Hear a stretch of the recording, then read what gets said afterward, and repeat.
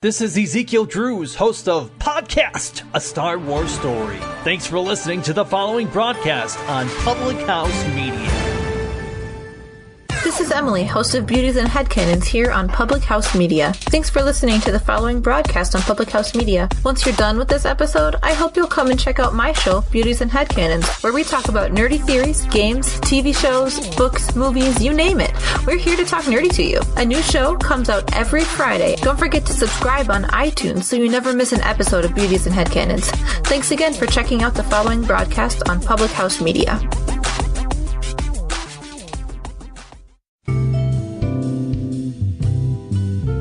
I ain't no scapegoat, I'm just an ex-scapegoat. Welcome to Completely Serious. That's an interesting one.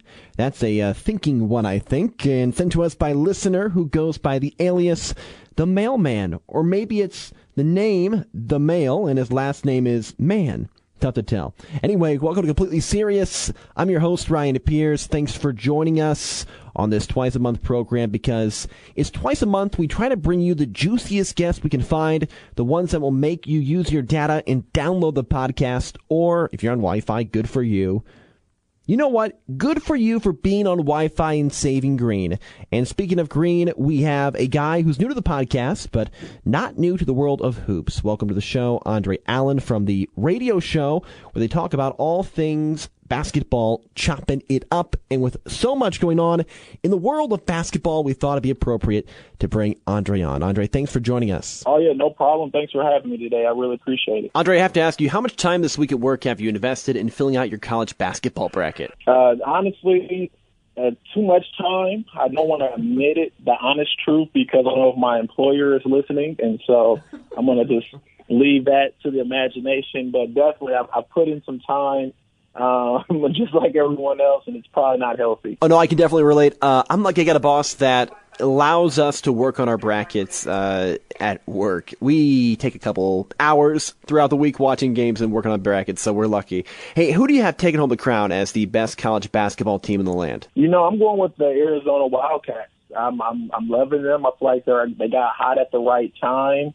DeAndre Ayton is just an absolute stud. I think he's going to be somebody who's going to be a franchise-changing player when he goes to the NBA after this season, and so that's what I'm rolling with. I'm rolling with the Arizona Wildcats. Yeah, Ayton's got that Wilt Chamberlain feel. You feel like you're stepping back in time into watching Wilt with that number 13. Yeah, I agree. I think he's the next big thing.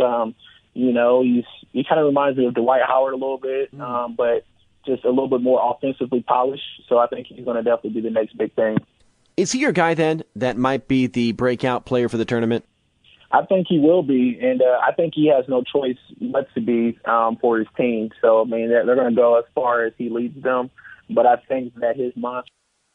Last one, he's kind of on the other end, a short point guard, Dennis Smith Jr., the Dallas Mavericks. They seem to be investing their franchise in him. What do you think? And I just don't see him slowing down, and I just don't think there's not one player who can really slow him down. So, as long as he has that confidence, I think he's going to definitely be the player of the tournament, and definitely just the most watched player that you've got to keep our eye on. Another guy that really gets my tail wagging is Marvin Bagley. He's maybe not the best big in the country, that belongs to Ayton, but he can absolutely play. Really kind of fun when you have two big guys like that are good in college basketball. No, I agree. And I mean, Bagley, you know, you just brought him up. He should be getting ready for his prom. I mean, this is a guy who skipped the senior year, so it just shows you the youth movement, and you know, and I think we might see some other guys follow suit of skipping their senior year and trying to go straight to the NBA just because they saw the success of Bagley. You know, prom's a lot of fun, but I think I'd rather be on Duke and being their best player than going to my senior prom.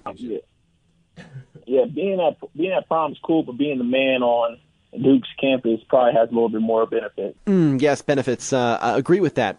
Hey, Andre, you're a NBA expert, and I got to know what's happening in the league. Trailblazers are good. They've been good for a while, though. The Lakers are killing it. Cleveland, a LeBron team's bad, and San Antonio's also playing bad. Are we seeing a change in the guard of the NBA, or are just a couple teams going through that ebb and flow of the end of the season? I think the Cavs will be fine. I think the Cavs will still make it to the finals.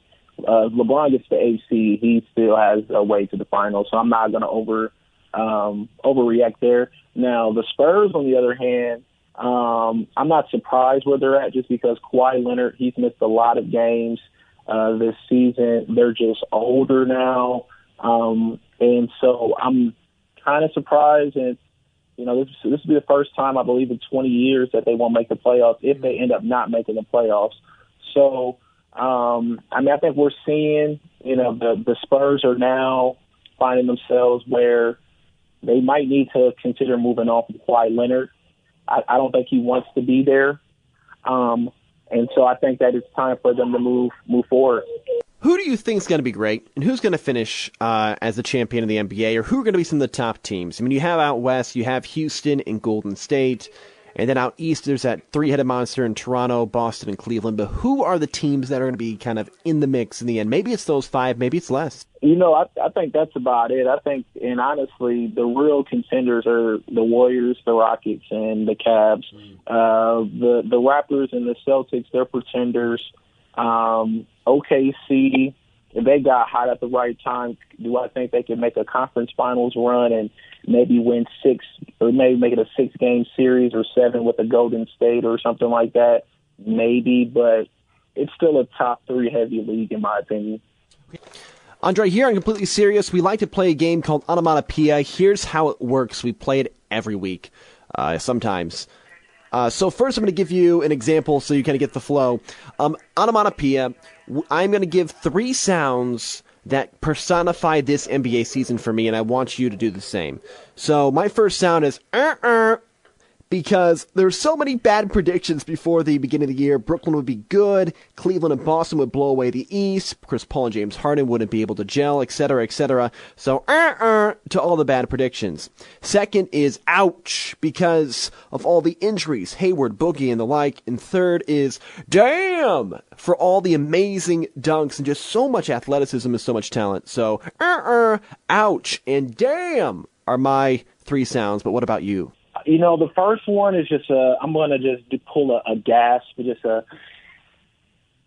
I think about the injuries. The injuries make me gasp. I mean, when I saw the Gordon Hayward injury, I remember having my first Chopping It Up party to kick off the NBA season, and he snapped his lower extremities, and that was terrible. So that was definitely a big gasp, and you had to watch your lunch that day because that was wild to see. When I look at a team that was, who I had expectations for coming into the season, who have just completely underachieved, and when I'm looking at a team like the Brooklyn Nets, it's just a well down. Well down. What happened? I did not expect them to just be as terrible as they were. And another team that's really surprised me has been the Indiana Pacers. And so when I think of a couple words to describe them, it's just be great, because they are just being great right now. They are playing great basketball for that city and that state. Indiana's a huge basketball state, and they really are thriving in the post-Paul George era, and I did not see them. If you'd have told me that they are potentially going to have a better record than the Cleveland Cavaliers when it's all said and done this season, I would have thought you were crazy. Yeah, it's been fun to watch Victor Oladipo and that team do well. Okay, I want to finish off by playing a game called Yes or No. Here's how it works. I'm going to name you a talented young player, and I want you to tell me yes or no if you would start your franchise with that player. Okay, first one is Utah Jazz shooting guard, could be Rookie of the Year. He's an incredible athlete, great scorer, Donovan Mitchell. Yes or no, do you start a franchise with Donovan Mitchell? I would say yes. I think you definitely could. He's got a great all-around game. He's not just a dunker or an athletic guy. He leads rookies in scoring, I believe, at about 20 points a clip, and he's playing on a team that is a playoff team right now in the Western Conference. So he's definitely got a great size to him. He kind of reminds me of a Mitch Richmond type of guard from back in the early 90s. I just love his game, so I'm going to say yes. I was shocked at the dunk contest that Mitchell, he dunked after throwing the ball off a separate backboard. He didn't get a perfect score for that. My mind was blown. To me, that was one of the most creative dunks I'd ever seen. I agree. I think we're just so bougie now with the dunk contest. Like, we've seen it all, and our expectations are just too high at this point. How about this guy? Jaylen Brown, another great dunker. Jaylen Brown from Boston. He's a world player. I mean, he's a good player, though. He's no slouch, don't get me wrong, but he's definitely a second, third fiddle. he's on a team right now with the Celtics where if he doesn't play well, it's not like they lose. And so, being a franchise player, you have to bring it every day. You can't take days off. And right now he can afford to do that.